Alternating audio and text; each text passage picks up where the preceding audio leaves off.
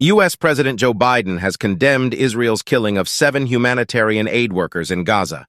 Saying he was outraged and heartbroken, he accused Israel of not doing enough to protect aid workers.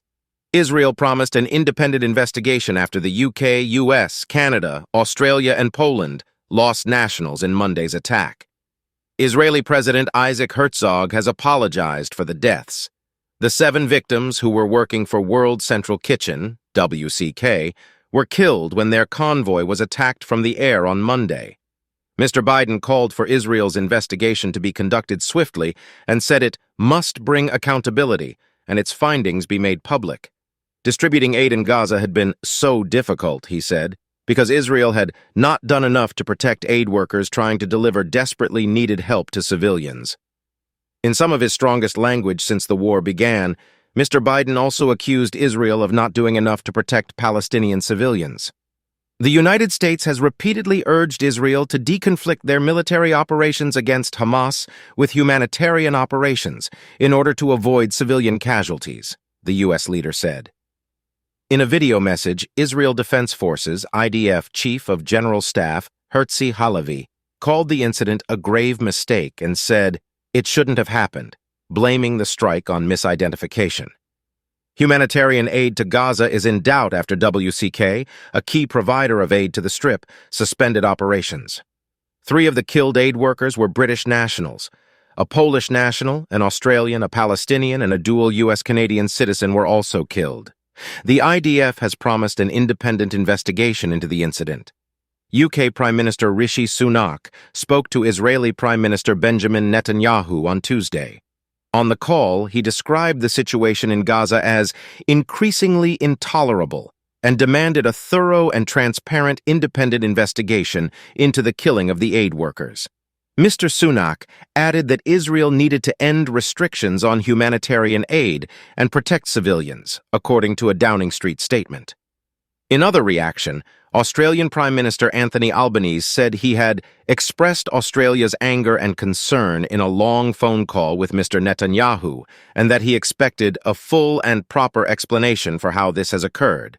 Polish Foreign Minister Radoslaw Sikorski said he had demanded an independent investigation from Israel Katz. His Israeli counterpart, Canadian Prime Minister Justin Trudeau, said full accountability was needed, adding that it was absolutely unacceptable for aid workers to be killed by the IDF, acknowledging that Israel's forces had hit innocent people. Mr. Netanyahu said, "Unfortunately, in the last 24 hours, there was a tragic case of our forces unintentionally hitting innocent people in the Gaza Strip. It happens in war. We check it to the end, we are in contact with the governments, and we will do everything so that this thing does not happen again." WCK, founded by celebrity chef Jose Andres, is one of the main suppliers of aid to Gaza. 4 days ago, it said that it had served 42 million meals in the territory, dispatching more than 1,700 food trucks and also sending close to 435,000 meals by sea. The charity has said it will pause its operations in the region immediately. "We will be making decisions about the future of our work soon," it said in a statement. According to Kogat, the Israeli Defense Ministry body in charge of civilian policy in the occupied Palestinian territories, WCK is responsible for 60% of the non-governmental aid getting into the territory. A second charity, the American Near East Refugee Aid, ANERA, which was working closely with WCK, told the BBC it was also freezing its operations in Gaza. The aid workers who were killed have been named as Lalzaumi Zomi Frankom, an Australian citizen Damian Sobel, a Polish citizen Saifeddin Issam Ayad Abu Taha, a Palestinian Jacob Flickinger, a U.S.-Canadian citizen John Chapman, a British citizen James Henderson, a British citizen James Kirby, a British citizen Mr. Sobol. Mr. Abu Taha and Mr. Flickinger worked on WCK's relief team, which Ms. Frankom led, while Mr. Chapman, Mr. Henderson, and Mr. Kirby were part of its security team. All 7 were heroes, the chief executive of WCK said. "We have countless memories of them giving their best selves to the world. We are reeling from our loss, the world's loss," Aaron Gore said in a statement.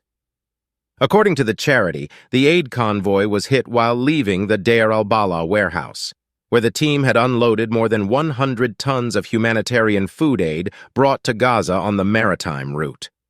The convoy was made up of 3 vehicles, including 2 that were armored, which clearly displayed the charity's logo. All 3 were hit during the strike. WCK said it had coordinated the convoy's movements with the IDF. Kindly like, subscribe, and share your thoughts in the comments section.